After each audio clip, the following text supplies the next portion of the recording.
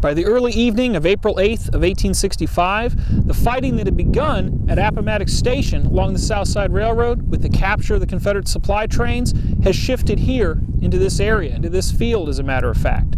This is the camp of Confederate General Reuben Lindsay Walker and the Reserve Confederate Artillery, nearly 100 cannons and several thousand soldiers. They've been detached from the main part of Lee's army for several days. Basically, the idea was Lee did not want them falling behind, making an easy target, and so they were sent on a separate route. They're here midday on April 8th, awaiting the arrival of the rest of the army. What they don't realize is, with the capture of the Confederate supply trains by General Custer and his cavalry, they are now a target.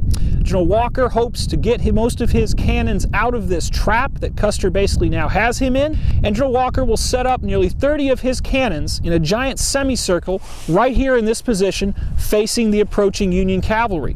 One of the strangest battles of the Civil War will occur here. For nearly 5 hours, mounted Union cavalry will charge this position. Much of this fighting happens in the dark, and much of this area was heavily wooded at the time. Because of that, and because of the fact that there are no infantry present, no foot soldiers fighting on either side, the casualties, luckily, will be very low. Roughly 100 men are killed or wounded in total on both sides in this battle. Now, the ending of this fight occurs when General Custer is able to finally get his entire division of 3,000 cavalry lined up together and overrun this Confederate position. Nearly 25 of the cannons and 1,000 prisoners are captured by the Federal cavalry.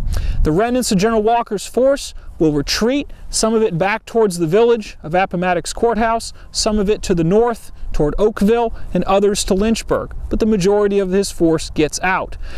What ends here around 10 o'clock that evening will continue all the way into the village of Appomattox Court House. A small force of Union cavalry will find the approaching main force of Lee's army, and that will set up the next day's events on April 9th of 1865.